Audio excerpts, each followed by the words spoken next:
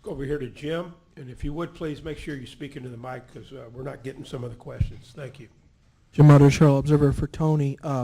In some of his comments right after the end of the race, Kevin said that he had to give a lot of credit to both you and Jimmy Johnson for helping him through this week and this weekend. I just wondered if you could share a little bit what you guys helped him with. Well, I can't speak for Jimmy, but you know, anybody that thinks this is just a normal week is wrong and fooling themselves. You know, from the time that these four guys got done at Phoenix last week, their mindsets shifted gears. You know, I told Kevin, I said, you know, and Rodney early in the week when I saw him, I said, you know, the hard part's done.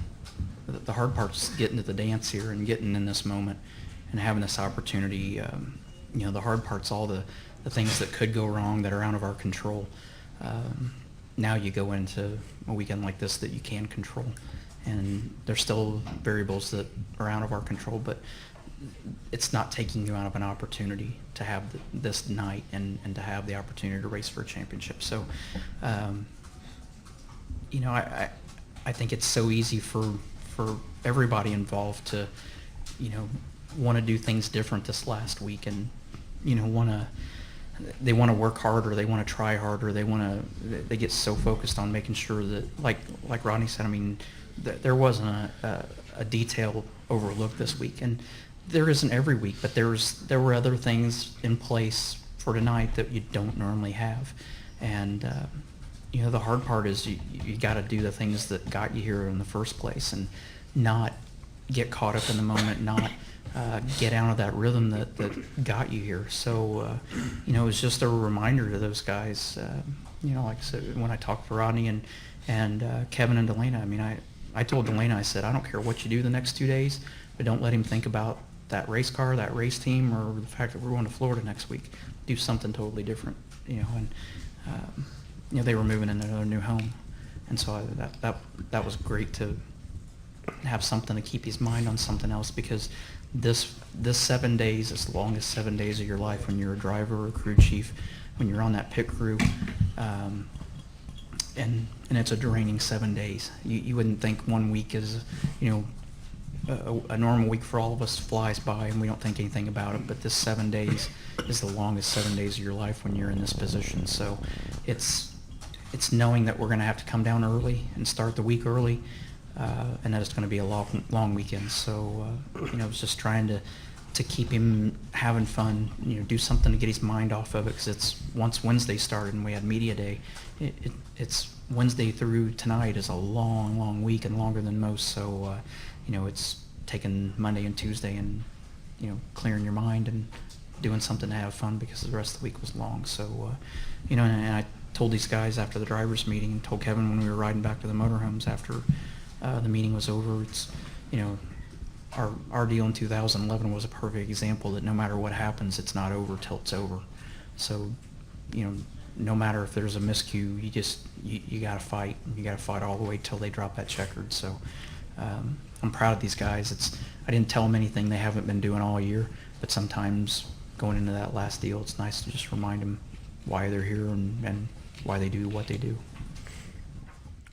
Let's go to Bob Pockris, Lewis Frank, Kelly Crandall will be our next three. Go ahead. Bob Pockris, Sporting News. Rodney, when this format was announced, how long did it take you to think, gosh, I hope it doesn't come down to a call on tires? And was there anything, or the fact that your car was so strong that you felt like we're not going to let other people dictate what we do? I think a little bit of that maybe. But I didn't feel like our car was that much better than anybody else's. In all honesty, I thought that all four of the chase contenders were really close all weekend. When you got done with happy hour, you looked at everybody's sticker run and you're like, oh man, I don't know who's got an advantage here by any means. And we started the race, we were pretty far off, just like we were at Phoenix, to be honest with you. I mean, we turned wrenches and turned wrenches and turned wrenches tonight, and then went the wrong way at one point and started getting it back there towards the end. But we kept going one direction and kept helping, and then next thing you know, it was the wrong direction. So it's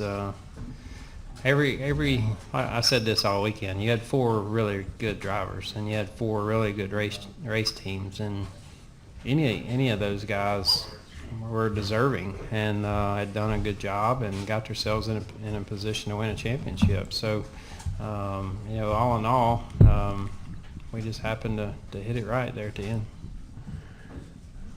Okay, let's go Lewis, and then we're going to hear from our champion. Go ahead, Lewis. Yes, Louis Frank of Reuters. This is for Rodney, but I'm glad Kevin's here. When you found out that you were going to work with Kevin, he had a reputation sometimes of being hard on crews. So I was wondering, were you nervous at any time before you started working with him? And seriously, though, when did you really start clicking? I was nervous the first time I went to his house. Was probably the first deal. And, we'd always raced against each other. And I knew him as one of the best drivers in the garage that wanted to win every week and was emotional at times and this and that. And Kevin calls it that we dated for a year. But we really did. I mean, like, after 6 months of talking, like, every other day and text messaging every day and all, like, there wasn't a bit of that going into the season. I mean, going to that first test in December, there's never been any of that. And, it's just been, believing in each other and believing in our team. And, I mean, everybody picks on me at the shop. They say I had 2 resume piles, and I left for the weekend, and somebody switched them, and I got the wrong resume pile. But all in all, those guys have done a hell of a job all year. And, I mean, for instance, our car chief had never been a car chief before. And to have a car like we've done all year and have equipment as nice as we've had, like, those guys have just worked their guts out. But, that's all, I guess. Thank you. We're going to segue right now into hearing from our 2014 NASCAR Sprint Cup Series champion and our race winner of tonight's 16th annual Ford EcoBoost 400, and that's Kevin Harvick. He's the driver of the number 4 Budweiser Chevrolet. And Kevin, how does it feel to be the 2014 NASCAR Sprint Cup Series champion? That's a good question. I think as you go back in time and you really think about, everything that's led up to this point, this is what we race for.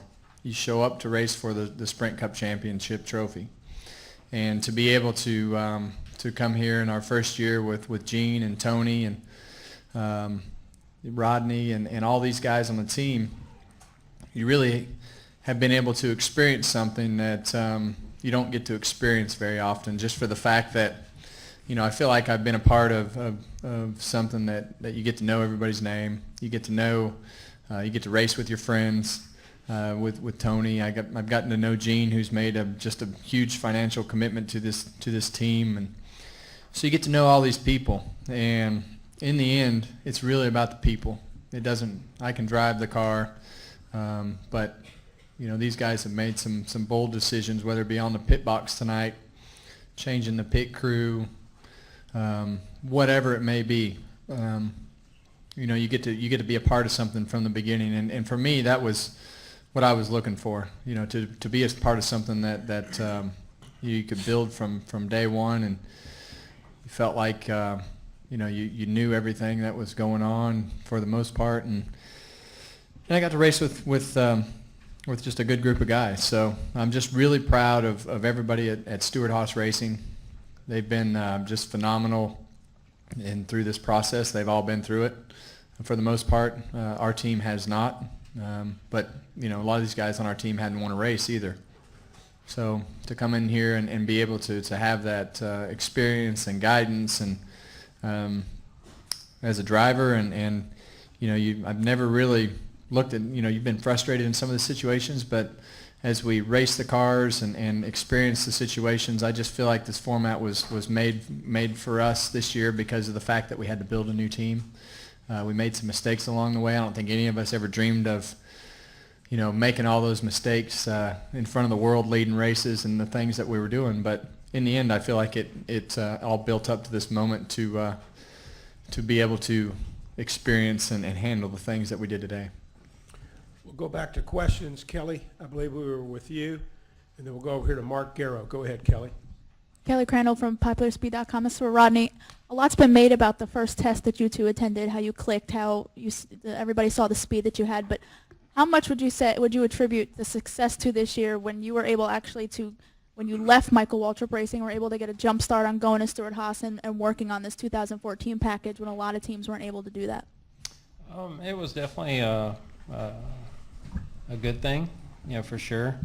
I had plenty of time to sit at home and think about a lot of different things of how this was all going to play out with this new rules package and stuff, and it gave me time to really just order parts and pieces and stuff. But I'd say the person that really influenced me the most was Kenny Francis. Kenny and I have been best friends for a long time, and for me to come from a different organization, he basically gave me everything he had and said, these are the chassis we run, these are the spindles we run, this is the geometry we run, these are the 4 shocks we run, so on and so forth. So a lot of the credit has to go to Kenny. And then you just got to take all that stuff and then build it into the new rules package. And that part was fun for me. Everybody was out racing those last few races, and I was sitting there with my computer burning up, with smoke coming out of it, working on all this new stuff. So it was definitely an advantage for sure. Let's go over here to Mark Garrow, and then we'll hear from Jeff Gluck. Go ahead, Mark. Mark Garrow, PRN. Kevin, every athlete that's put into the ultimate pressure cooker, the decisive game of the World Series, the Super Bowl, whatever, wants to be able to come through in a big way, and when it's all on the line and prove championship medal. Seems to me that obviously you guys did that tonight. Just wonder your thoughts about coming through and really doing the job, getting it done when you had to get it done. Yeah, I told him last week, I said, these are the moments that you live for in Phoenix. You go there, everybody expects you to win, and we did. Everybody on pit road did a great job, and that's different pressure. But I think as we go back through the year, you look at the situations where, you show up every week and you have the fastest car.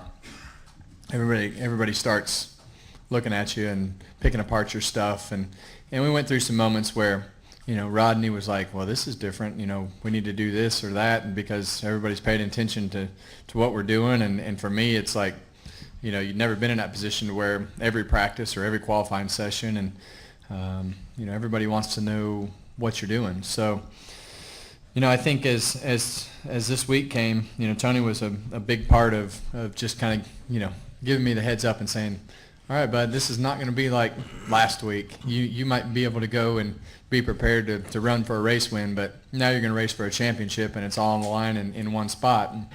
And he was a big help to helping Delane and I just kind of get through the week and keeping it low-key, and he was right. It's been a mentally draining week leading up to today. I woke up this morning and felt like, we were in the right spot. We'd made a lot of good decisions and done things overnight, and felt better about what I felt like I was racing, practicing a little more amped up than I probably needed to be, and Jimmy Johnson was a huge help, and just helping. He'd show up in the trailer after every practice and called and texted Rodney and myself, and I was, you pull the data up, and I was making some pretty huge mistakes. So that eased my mind going into the day, but just to have those resources to draw from, whether it be Tony's 3 championships or Jimmy's won 6, and Hendrick Motorsports and Stewart Haas and Kurt, and we just had so many things to draw from that I felt like we were off yesterday in happy hour, but a lot of that was just contributed to me and being a little amped up, and then we sat and talked about it after practice, and these guys made good decisions. And so I told him last night, I said the strength of what we've done all year has been the decisions that we've made, from whether we're running good or bad. You talk about what you need to do and past history of what happens on Sunday, and you you go off of what you know, and these guys have done a great job in making race day decisions. Let's go to Jeff Gluck, and then we'll go over here to Chris.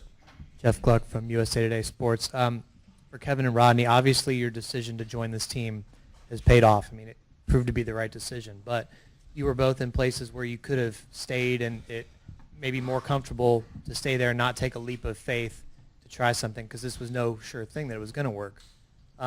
Looking back on those times now, I mean, you know, obviously during the year you might not be able to say, hey, we're not sure it was going to work out, but were there moments where you ever thought, like, I hope this works because this is a huge step that we're taking?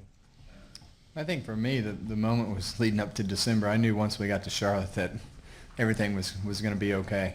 And then you just, you know, like I say, you see all those resources and you see the things that are happening around you. They're gonna get you back in the ballpark. So.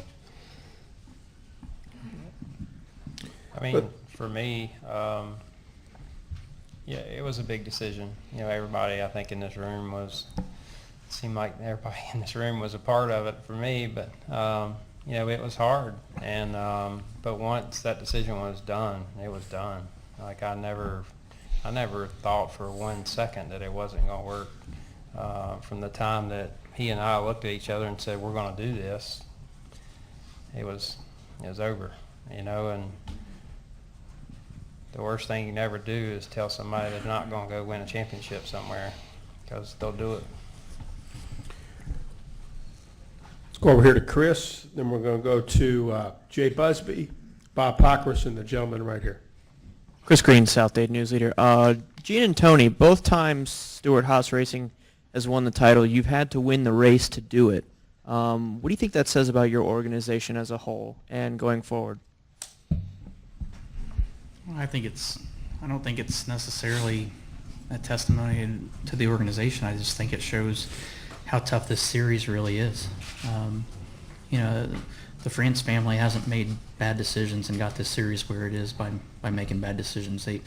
They know what the right things are, and this is a professional sport that has had more technological changes and advances come in to the game than any other pro sports.